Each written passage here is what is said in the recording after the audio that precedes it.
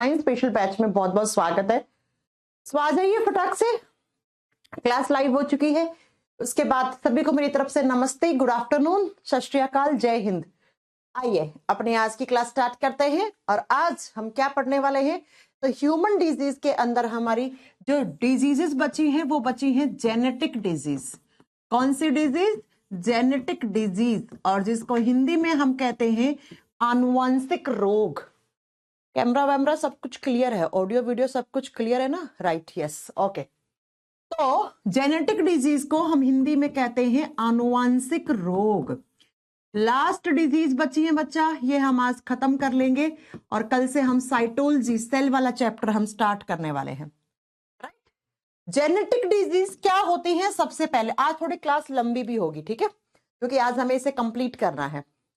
Genetic disease होती क्या है? मैंने आपको पढ़ाया था ऐसी बीमारियां जो बाय बर्थ ट्रांसफर होती हैं, यानी कि जब जन्म हुआ जिस इंसान का और उसके साथ ये बीमारी का भी जन्म हुआ, और ये बीमारियां एक पीढ़ी से दूसरे पीढ़ी में, एक जनरेशन से दूसरी जनरेशन में ट्रांसफर होती रहती है। यानी कि हमें जो बीमारी हमें पिछली पीढ़ी से मिली है और हमसे हमारे बच्चों में जाएगी, हमारे बच्चों से उनके बच्चों में जाएगी और आगे से आगे चलती रहेंगी, उन डिजीजेस को हम जेनेटिक डिजीज कहते हैं, उनको हम आनुवांशिक रोग कहते हैं। और जब ये जेनेटिक डिजीज की बात करते हैं कि मैम ये होती क्यों है, होती ही क्यों है, तो जो बच्चा पेट में है मां के, उस बच्चे के जीन में प्रॉब्लम हो जाए, किसी भी टाइप की उसके जीन में प्रॉब्लम हो जाए, या उसके डीएनए में प्रॉब्लम हो जाए, या उसके क्रोमोसोम में प्रॉब्लम हो जाए। क्रोमोसोम्स का मतलब होता है गुणसूत्र, क्रोमोसोम्स का मतलब होता है गुणसूत्र। तो स्टूडेंट्स याद रखना है कि इन तीनों में से अगर किसी बच्चे के किसी भी पार्ट में प्रॉब्लम हो जाए तो उस बच्चे का जब जन्म होगा तो उसमें साथ में एक बीमारी आएगी और उसी बीमारी को हम जेनेटिक डिजीज या उसी को हम आनुवांशिक रोग का नाम देते हैं, या वंशानुगत बीमारी भी कहते हैं, या इंग्लिश में हेरिडिटरी डिजीज भी कहते हैं। अब थोड़ी सी बात आपको क्रोमोसोम्स के बारे में जाननी है। ये नहीं पढ़ोगे तो आगे जेनेटिक डिजीज आपको समझ में नहीं आएगी। वैसे तो जब मैं आपको नेक्स्ट चैप्टर साइटोलॉजी स्टार्ट करूंगी तो वहां पे क्रोमोसोम्स, जीन, डीएनए सब कुछ अच्छे से पढ़ाऊंगी, लेकिन आज की बीमारियों को समझने के लिए थोड़ा सा क्रोमोसोम्स पे बात करते हैं।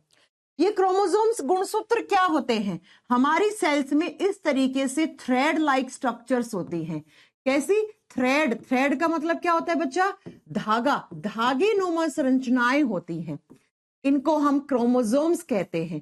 कहां होती हैं? हमारी सेल्स में होती हैं, हमारी कोशिकाओं में होती है। और ये क्रोमोसोम्स हमेशा पेयर्स में होते हैं, ये क्रोमोसोम्स हमेशा जोड़ियों में होते हैं। ये जोड़ियों में होंगे। जैसे हम लोगों में कितने जोड़ी होते हैं? तो हम लोगों में 23 पेयर्स क्रोमोसोम्स होते हैं। 23 का मतलब होता है नंबर में 46 हो गए। हमारी सेल्स में धागे नुमा संरचनाएं होती हैं कुछ इस तरीके की, जिनको हम क्रोमोसोम्स या गुणसूत्र कहते हैं। और ये गुणसूत्र जोड़ियों में होते हैं, हमेशा पेयर में होता है।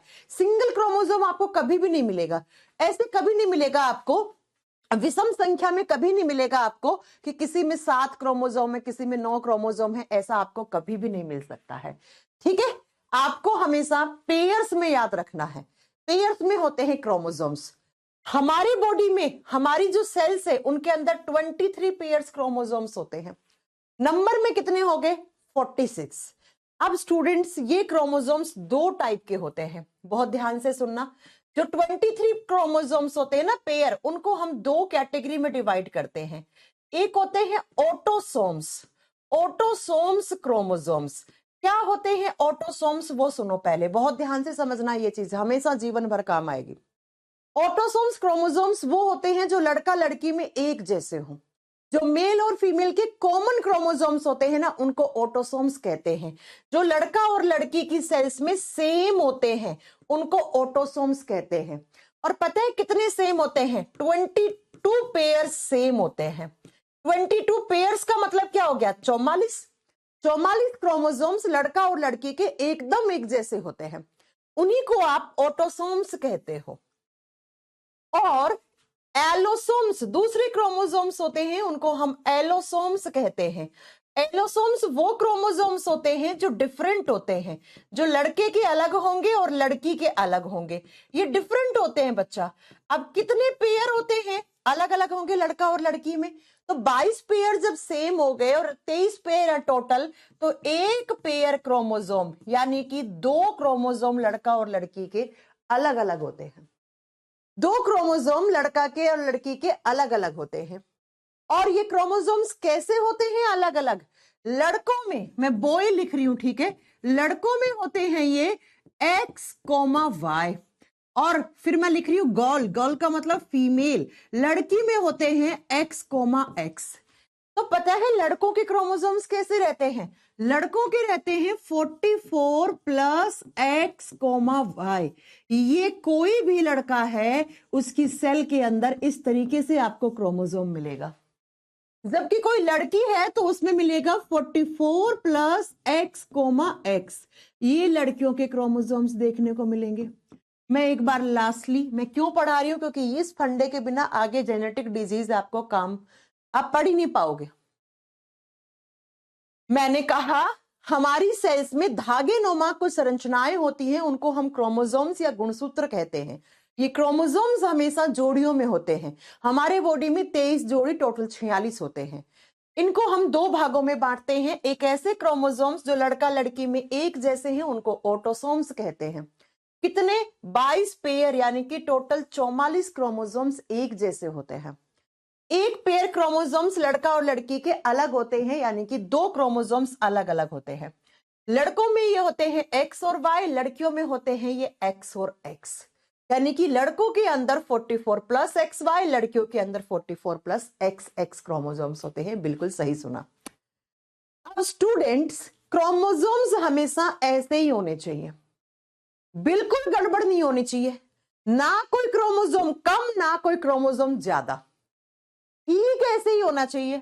अब अगर इनमें कहीं पर भी कुछ गड़बड़ हो रही है ना इन क्रोमोसोम्स में, तो आपको जेनेटिक डिजीज, आनुवंशिक रोग पैदा हो रहे हैं, और वही मैं अब आपको पढ़ाने जा रही हूं अगला, ठीक है।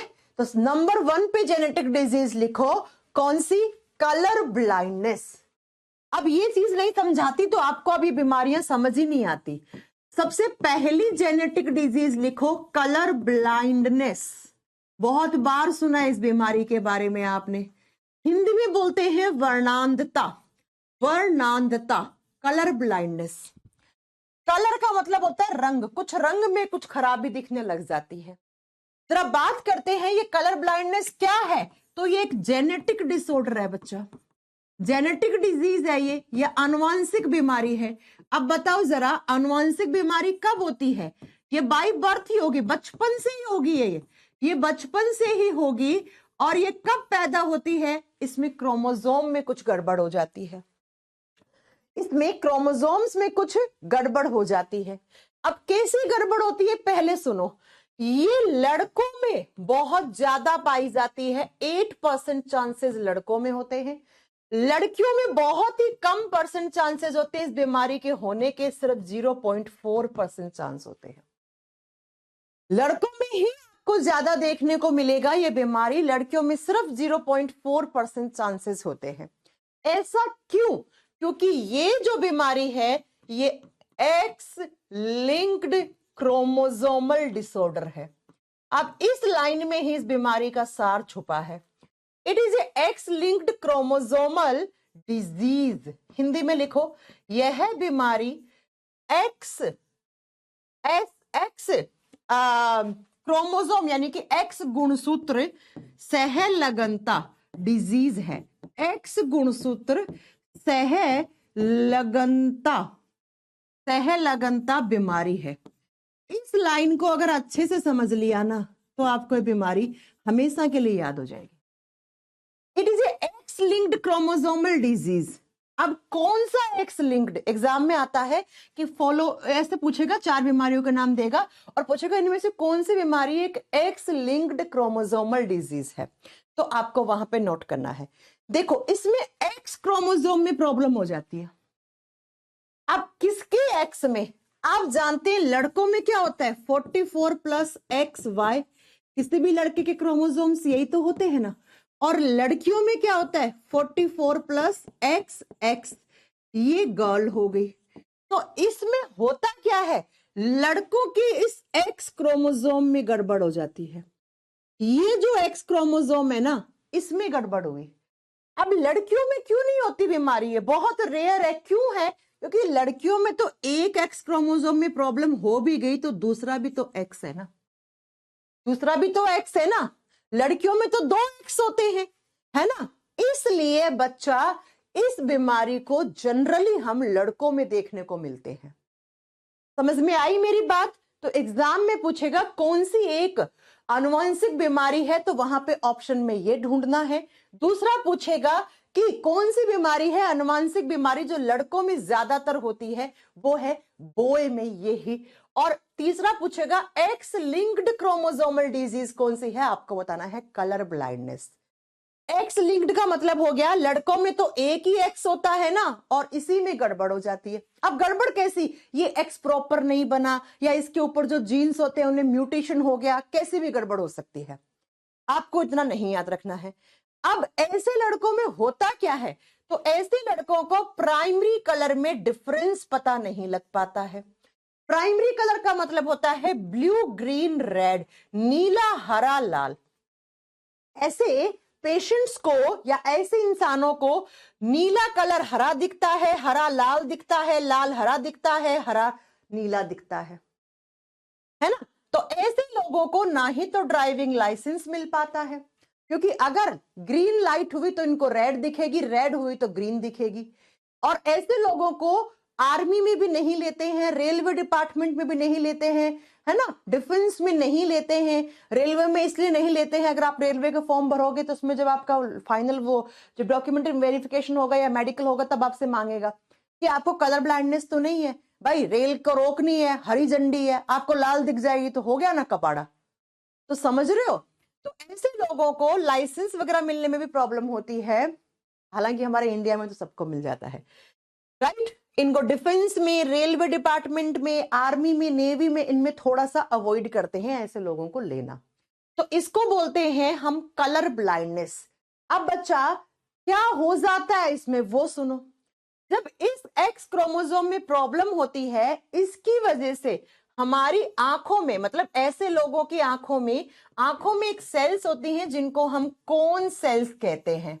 और ये जो सी से कॉन और सी से कलर, आपको जो इतनी रंगीन दुनिया दिख रही है ना बच्चा, आपको दिख रहा होगा ये ग्रीन कलर है, ये रेड कलर है, पिंक कलर है, ब्लू कलर है, ये सब आपको कॉन सेल्स की वजह से दिख रहा है। लेकिन जिन लोगों में ये बीमारी होती है, उन लोगों में ये कॉन सेल्स अच्छे से नहीं बन पाती है। ये कौन सेल्स जो आंखों में हैं, जो कलर को डिफरेंस क्रिएट करवाती हैं। आपको पता है हम लोग 1 करोड़ तक कलर में डिफरेंस क्रिएट कर सकते हैं, हमारी आंखें इतनी अच्छी हैं, हमारी कौन सेल्स इतनी अच्छी हैं। और लड़कियों को तो आप जानते हो baby pink, bright pink, yellow pink, है ना, कितने सारे पिंक में 10-20 प्रकार के तो पिंक होते हैं लड़कियों के। समझ रहे आप। तो मैंने कहा कलर ब्लाइंडनेस एक आनुवंशिक रोग है जो लड़कों के एक्स क्रोमोसोम्स में गड़बड़ होने से होती है, और जिसकी वजह से ऐसे लड़कों के जो आंख के अंदर कौन सेल्स होती हैं जो रंग में डिफरेंस क्रिएट करवाती हैं, अलग अलग रंगों में अंतर पता करवाती हैं, वो अच्छे से नहीं विकसित हो पाती हैं, जिसके कारण ऐसे लोगों के अंदर ब्लू, ग्रीन और रेड कलर में वो अच्छे से डिफरेंस नहीं कर पाते हैं। और इसी को हम एक्स लिंक्ड क्रोमोसोमल डिजीज का भी नाम देते हैं। और याद रखिएगा स्टूडेंट्स, इसके लिए ये बीमारी है या नहीं, इसके लिए एक टेस्ट होता है जिस टेस्ट को इशिहारा टेस्ट कहते हैं। ये आता है बहुत बार एग्जाम में, इशिहारा, कि इशिहारा टेस्ट किस बीमारी के लिए किया जाता है। तो आपको बताना है इशिहारा टेस्ट कलर ब्लाइंडनेस यानी कि वर्णांधता बीमारी को पता लगाने के लिए किया जाता है।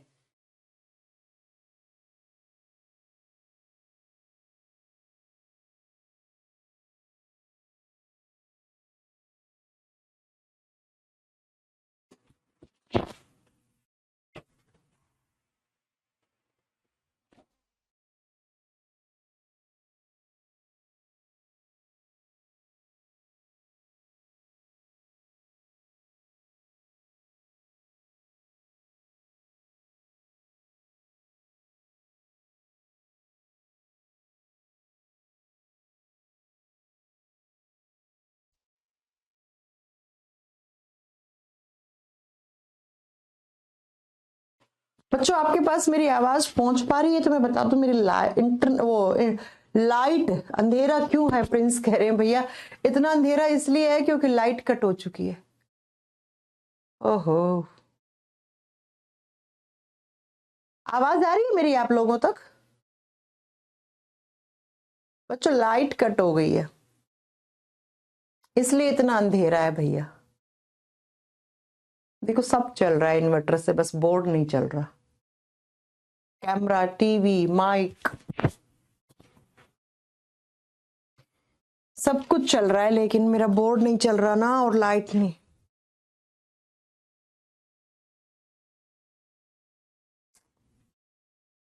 अंधेरा हो गया बच्चों, क्या करें अब? इन्वर्टर से सब कुछ चल रहा है। आप देखो ना मेरी आवाज पहुंच रही पा रही होगी आपके पास, है ना? आपके कमेंट आ रहे हैं मेरे पास, लेकिन क्या करें, डिजिटल बोर्ड और लाइट तो चली गई ना। चलो देखते हैं, थोड़ी देर में लाइट आती है तो मैं बाकी की क्लास आपके बैच में रिकॉर्ड करके डालती हूँ, या जैसा भी होता है ना। वॉइस तो बिल्कुल क्लियर आ रही है, क्या करें, ऐसे ही पढ़ा ले। देखो आपको मैंने जेनेटिक डिजीज में कलर ब्लाइंडनेस पढ़ा दिया है। अब दूसरी से नेक्स्ट वीडियो में मतलब देखती हूं मैं, या तो रिकॉर्ड करके डालती हूँ या फिर मैं एक दूसरा इवेंट लगाती हूँ ना। वॉइस तो आएगी ना क्लियर, माइक वाइक सब चल रहा है, सिर्फ बोर्ड और लाइट नहीं चल रही ना। अब इन्वर्टर से भी इन्वर्टर ने लोड ही नहीं लिया, तो अब मैं क्या करूं, मैं कोई इलेक्ट्रिशियन तो हूं नहीं। ठीक है मैं करूंगी। ओके मैं रिकॉर्ड करके डालती हूँ बाकी की बीमारियां, 6-7 और हैं ये, है ना, देखती हूँ या जैसा भी होता है। ओके कह रहे फोन की स्क्रीन से पढ़ा लो। फोन की स्क्रीन से पढ़ा लो, अच्छा इतना लाइट होता है फोन की स्क्रीन से, है?